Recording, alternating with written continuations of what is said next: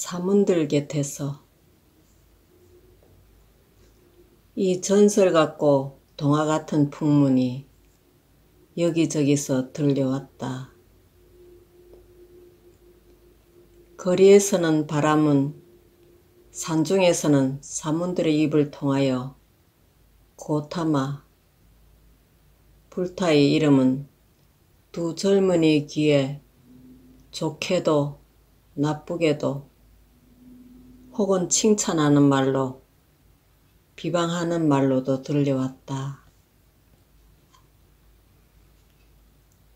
마치 어떤 지방에 흑사병이 유행하여 환자가 곳곳에서 발생했을 때 한 어진 사람이 있어서 그 말과 호흡으로써 능히 모든 환자를 치료할 수 있는 명의가 있어 환자들이 그에게로 달려가며 그 말이 들릴 때 혹은 믿으며 혹은 의아하나 사람들은 그 어진 사람을 만나려고 길을 떠나는 것과 같이 사방에서 사람들이 고타마, 석가족에서 난 현자에 대한 아름다운 풍문을 듣고 그리로 달려가는 것이었다. 그는 최고의 지식을 가졌으며 전생을 기억하며 열반에 들어가 다시는 윤회에 빠지지 아니하며 다시는 형태의 탕류에 빠지지 아니한다는 말이 그의 신자들 간에 떠돌았다. 그는 기적을 행한다. 귀신을 정복한다. 신과 말을 한다는 등 이상하고 믿을 수 없는 말이 많이 돌았다. 그리하여 그를 적대시하는 자들과 믿지 않은 자들은 이 고타마는 명랑한 유혹자요, 안일한 세월을 보내는 자요, 재단을 조소하는 자요, 학식도 없고 고행도 금욕도 모르는 자라고 말하였다.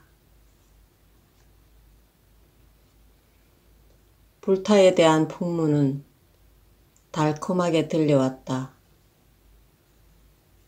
또한 그 소문에는 매력이 있었다.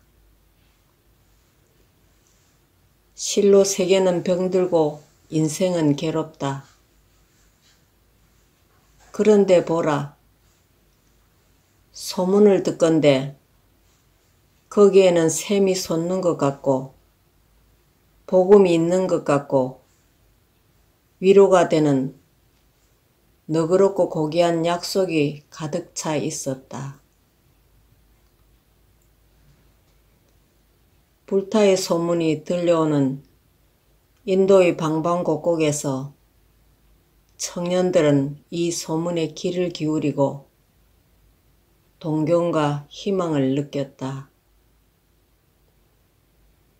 그리하여 깨달은 자 석가모니에 대한 소식을 가진 순려자나 나그네라면 누구를 막론하고 도시와 시골, 가는 곳마다 바라문의 아들들에게 환영을 받았다. 산림 속에 있는 사문들에게도 시다르타와 고빈다에게도 이 풍문이 들려왔다.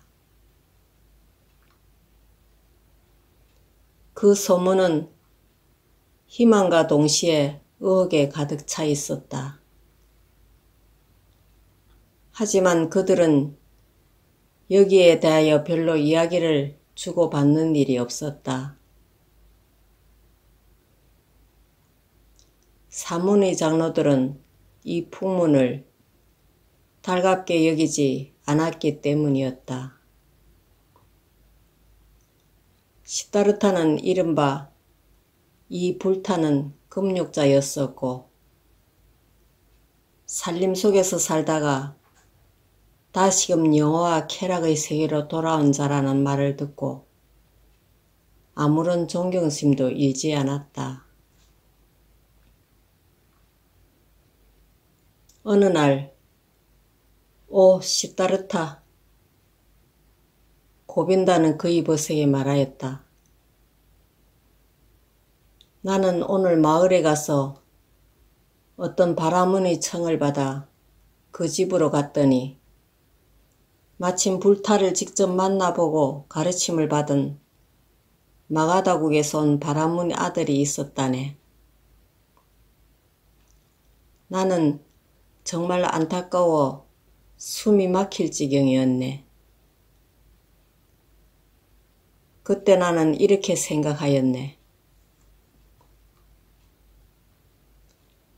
나도 또한 너와 둘이서 그 각자의 입에서 흘러나오는 가르침을 직접 들을 수 있다면 하고,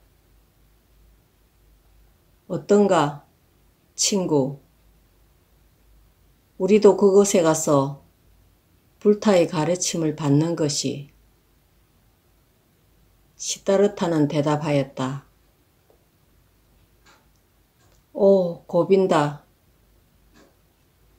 너는 언제나 사문들 곁에 남아있으리라고 나는 생각하였었네. 그리고 이렇게 믿었네.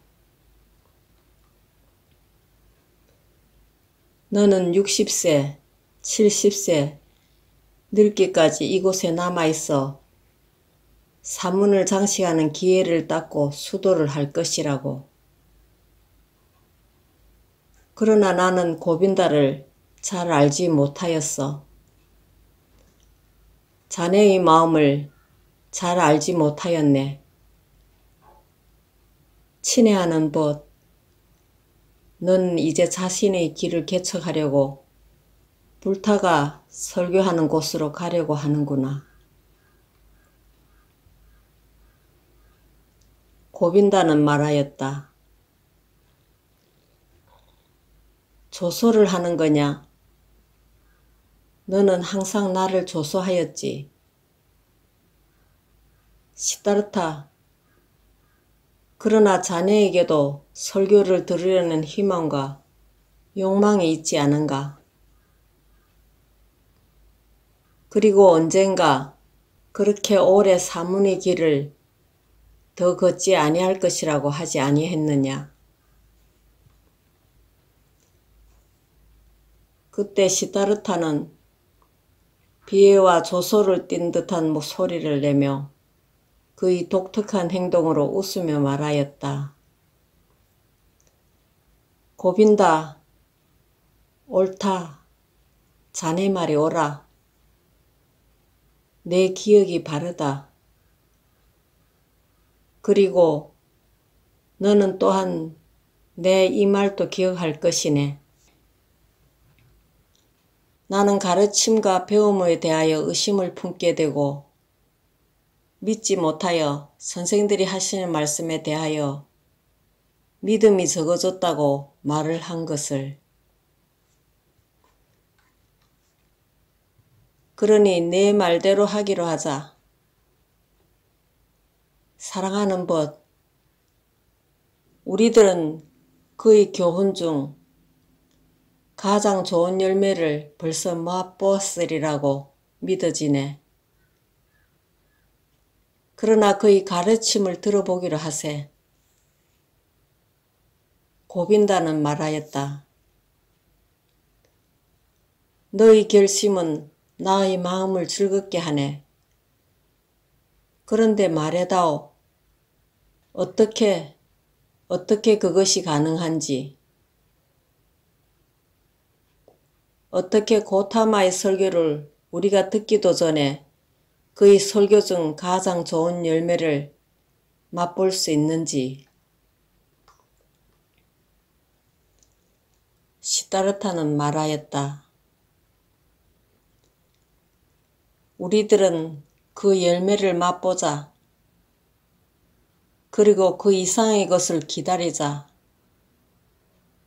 오, 고빈다.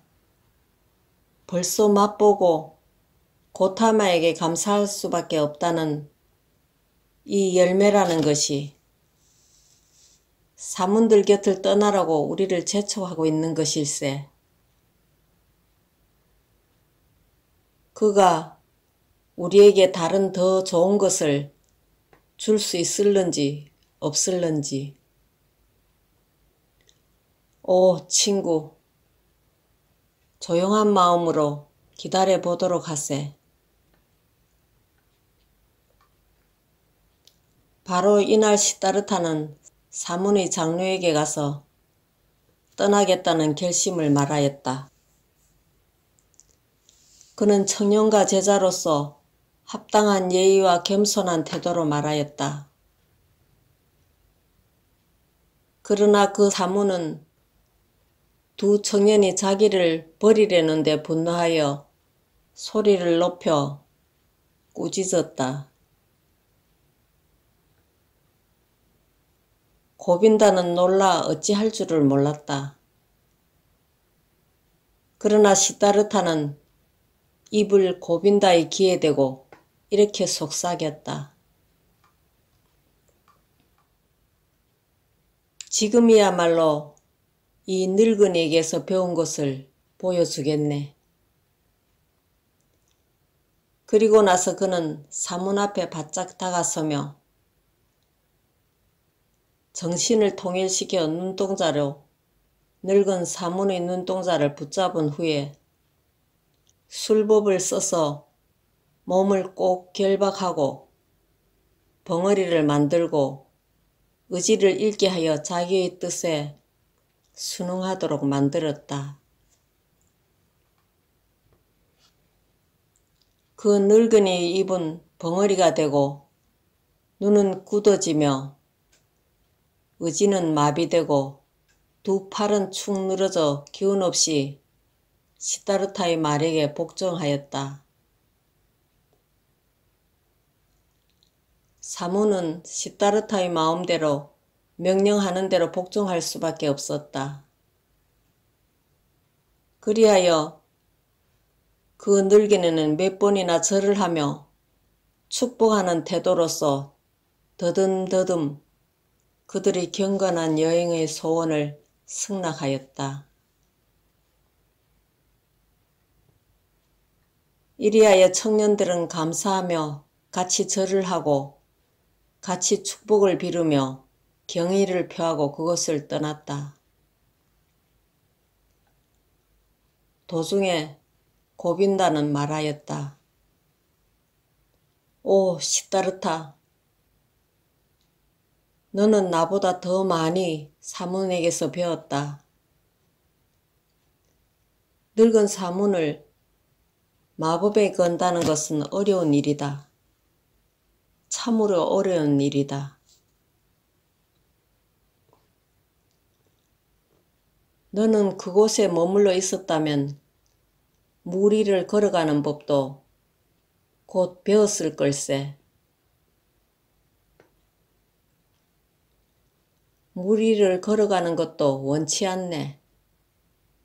시다르타는 또 이렇게 말했다. 늙은 사문들은 그러한 기회로서 만족할 테지.